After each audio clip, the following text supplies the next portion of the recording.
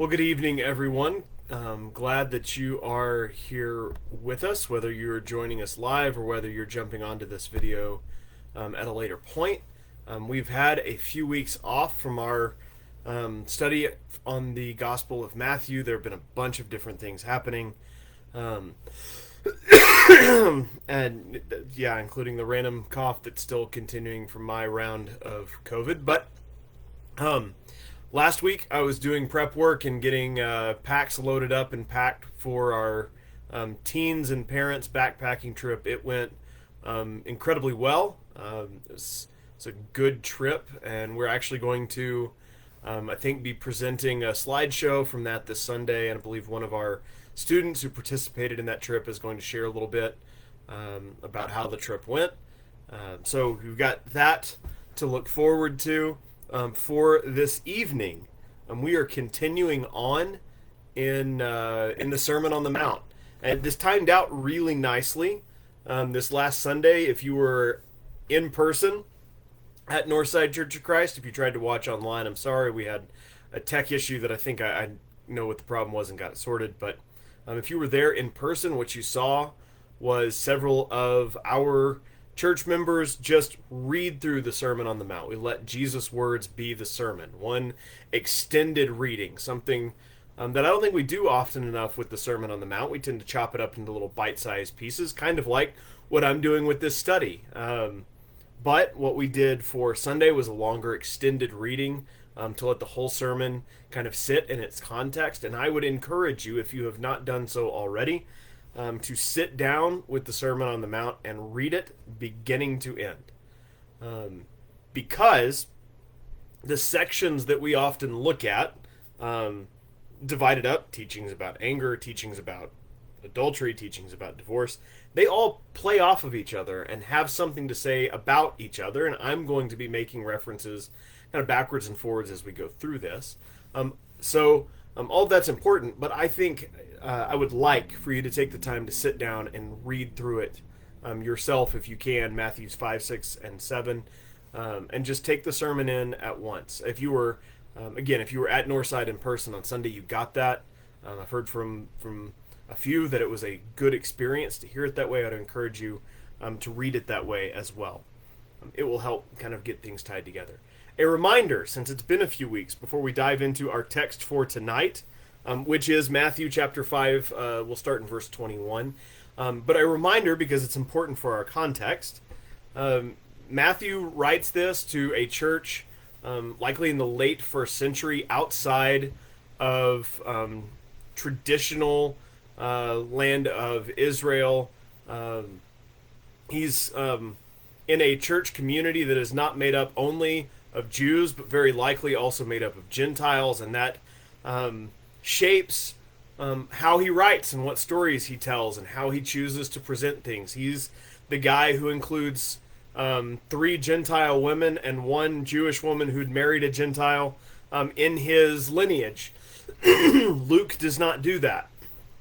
Those names are not included. That's not how he retells it. But for Matthew, that is very, very important, because in his community, there is a Gentile population of Christians trying to figure out where they fit and how they belong in this Jewish movement, which is what it was for a very long time, and certainly in the early first century.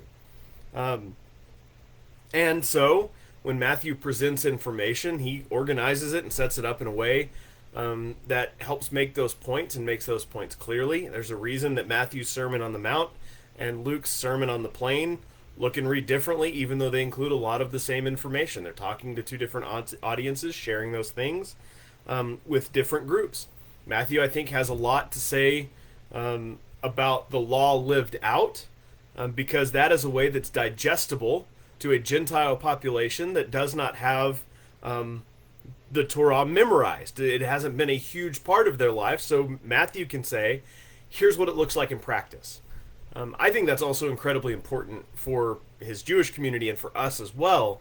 The Sermon on the Mount especially, is a very practical guide to what it looks like to be a disciple, to live faithfully. It's not by any stretch of the imagination, high theology. This isn't, church doctrine.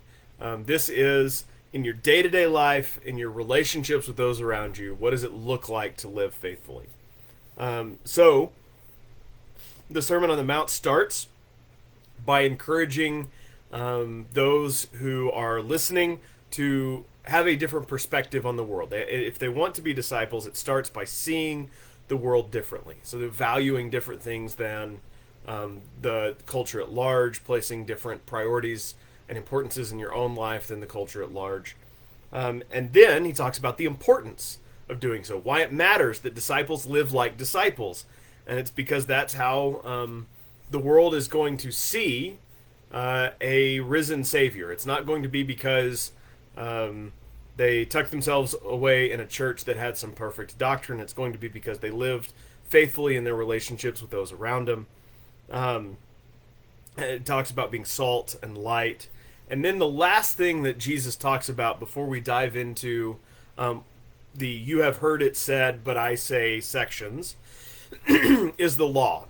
And one of the ways that people have read Jesus' teaching, and often they're sometimes called the antitheses, is Jesus somehow replacing the law with new teachings.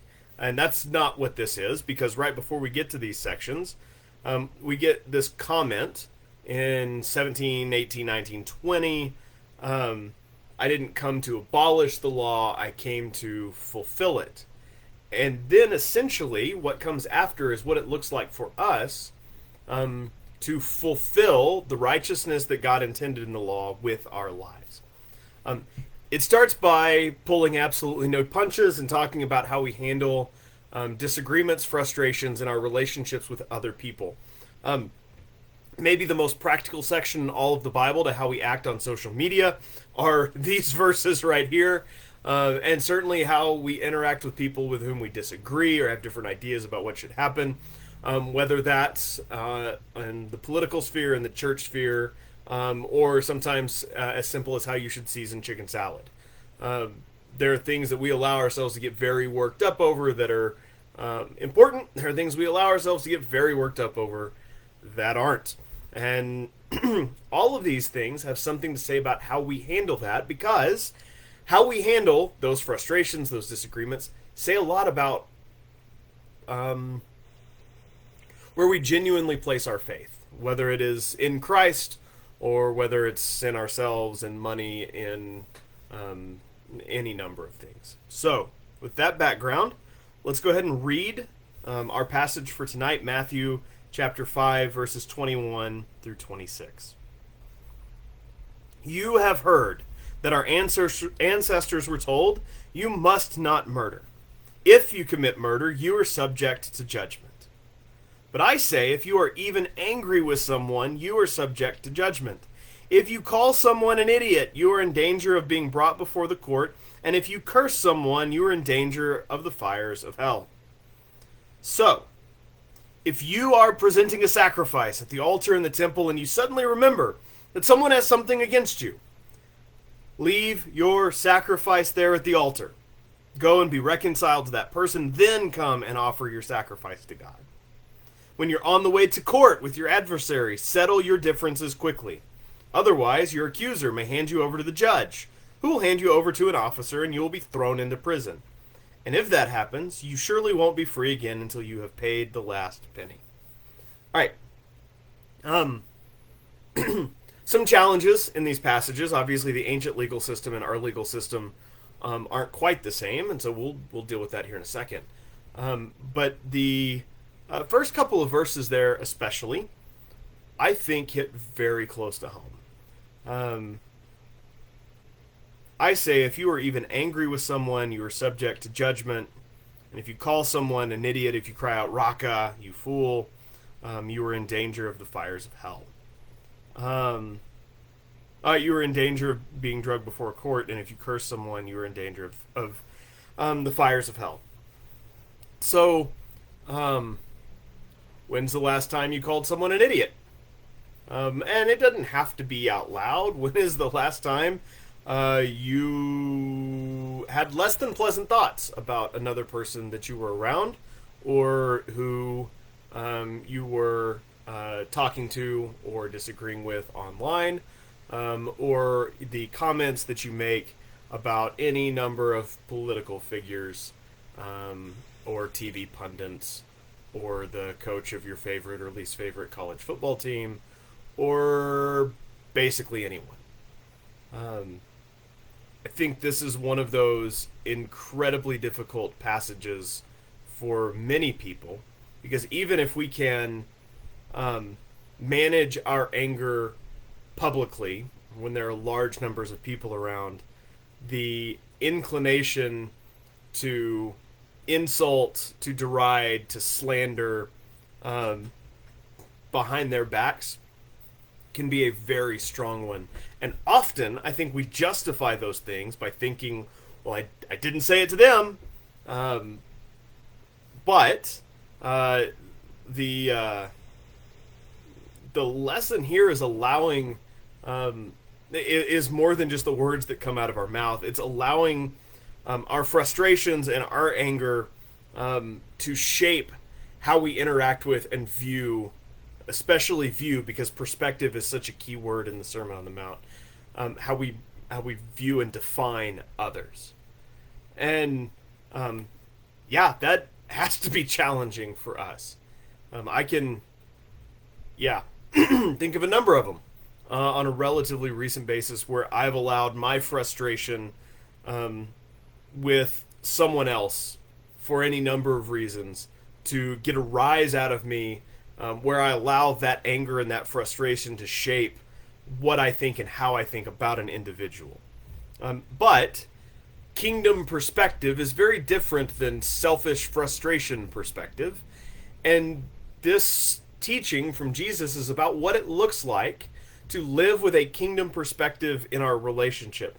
And Jesus doesn't say, if you call somebody an idiot, you should probably go apologize to them because you might have hurt their feelings. Jesus says, if you call somebody an idiot, you've put yourself in a perilous position. And I wonder what might change if we recognized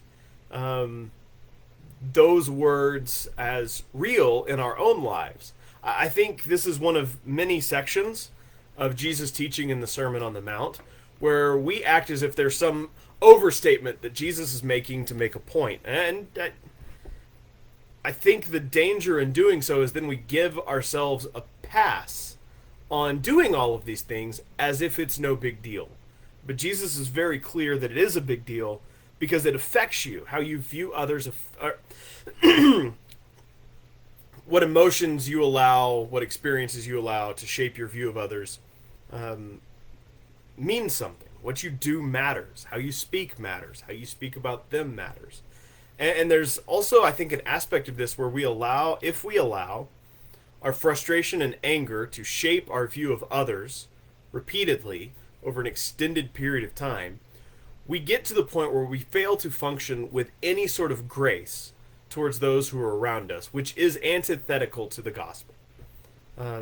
So if what we allow to shape our view of others is our own frustrations and not the grace of God, not the kingdom perspective discussed in the Beatitudes, then we are setting ourselves up to essentially cut people off, and not that we somehow have a say in their salvation, but to the extent that we treat each other poorly, to the extent that we deride and belittle other people, we fail to be the salt and light that we've been called to be.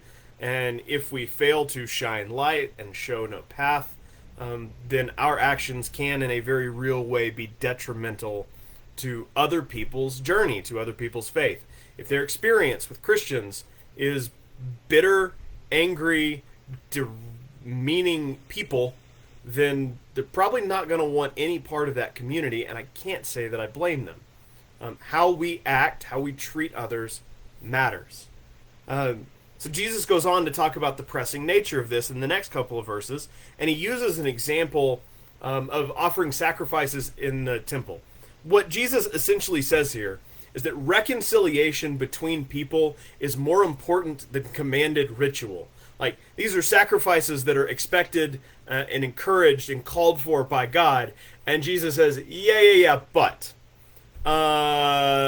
if you're trying to offer one of those sacrifices with bitterness in your heart because of a relationship you have with other people, it is more important for you to mend, to reconcile, to heal that relationship and try to come to some understanding of forgiveness. Whether or not it comes back to you, it's more important that you go treat them with grace and live out your faith than it is to participate in some ritualistic practice. The sacrifice, the physical sacrifice of a dove or a goat or a calf or something like that is less important than the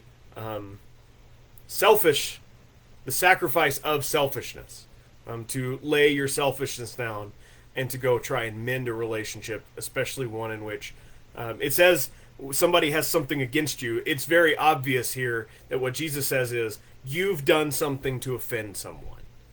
You've been in the wrong. You messed it up. You failed to act with grace, and they have that against you. You've given it to them to have against you. Go fix that problem. And that point kind of continues in verse 25. When you're on the way to court with your adversary, settle your differences quickly. This is not a point where Jesus says you've been wrongly accused of something. Jesus is continuing this idea. They have something against you. You failed to heal the relationship. You haven't laid down your selfishness or gone for forgiveness because of what you've done. So now it's to the point where it's escalated beyond you. It's headed to the court system. You are running out of time. Go apologize. Go heal the relationship. And so, again, very, very practical. This is not some big, great allegory. There's no need for us to try and read, 30 layers deep on this story. Jesus is giving them advice on how they live faithfully in their daily lives. And I think that is incredibly important for us to hear. There are all sorts of things that happen in our lives, in our relationships with other people, where we mess up, we sin, somebody else messes up, sins against us. Relationships are strained or broken. We fail to recognize, or worse than that, we definitely recognize and fail to function with any sort of grace or understanding towards others. And then the deteriorating nature of that relationship says something about the genuineness, the depth of our faith. And I don't know that we think about it that way, but the way Jesus lays out the Sermon on the Mount, starting with this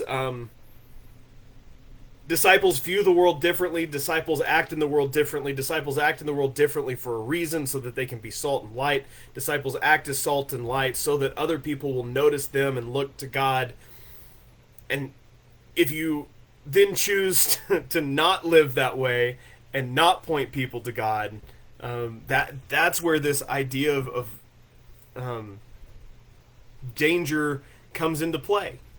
Whether that's a very earthly court system type danger, or whether that's a very eternal, literal fires of Gehenna, the trash heap outside of Jerusalem. Jesus is letting them know that there are consequences to how they choose to live. I think we need to do a better job of recognizing that. I think we have a pretty long history of recognizing the consequences of other people's actions. We do a pretty good job of pointing out their failings. We don't always do a great job of recognizing our own. And, even more challenging once we recognize our own is then going and admitting that. I think those are all things that we as believers have to pay better attention to. It is easy to try and write those things off or ignore them until they go away. But Jesus offers a couple of encouragements here to us, to those who are listening, certainly then, to us now, of the importance of reconciliation in the lives of faithful people. What that means is faithful people are people who apologize. Faithful people are people who recognize when they've done wrong and do the work to fix it. Nowhere in these sections about anger is Jesus overly concerned with what people do to us. He dealt with that in the perspective spot. Nor is he here suggesting that what he's talking about is persecution. What Jesus is talking about here is when you mess up, when you get it wrong, when your tongue slips, when your actions betray the selfishness that's in you, when you hurt other people. So when you insult, when you deride, when you slander, when you hurt, don't try and cover it up or pass it off. Don't try to ignore it. And don't go to the temple to offer some sacrifice of forgiveness. Don't go to confession and apologize for your sins. Don't tell somebody else that you messed up and you made a mistake and you've prayed for forgiveness before you go and talk to the person you have offended and deal with the relationship with them one-on-one. Reconciliation in relationships between people matters because it says something about us and our relationship with God. All right. That's where I'm going to pause for this evening. I apologize that you had to look at my face this time around as opposed to having the slides up on the screen. I'll try and get back to that this next time around. I'll be very honest, after a few weeks off, I kind of forgot I was doing that until I sat down in front of a camera tonight and went, oh crud, they're going to see me this time. So, and you can give me feedback. If you prefer this, please let me know. I really like kind of having the slides up, not only to hide my face, but also because I think it helps me keep tracking in class, and I like to think that it helps y'all. But again, just let me know. If you have not done so already, please sit down and read the Sermon on the Mount, Matthew 5, 6, and 7. It is not an overly long read. It is not overly challenging. And while I would love for you to do what I suggest week one, every time we start a study of a new book of the Bible, sit down and read the whole thing through in one sitting. I think the Sermon on the Mount especially, it is important to take it all in together. We start in discipleship by recognizing that our perspective must be shaped by God and not by ourselves. We recognize that there is value in living that way, that it says something to other people, that it serves as salt and light to the world, and that when we don't live that way, what the first thing we have to do is offer up a corrective and apologize to mend the relationships that we broke, to heal the hurt that we've caused, because that says something too. All right, that's going to be our stopping point for the evening. I'm glad that you were with us tonight, and we will be back at it again next Wednesday. See you Sunday if I don't see you before. All right, bye.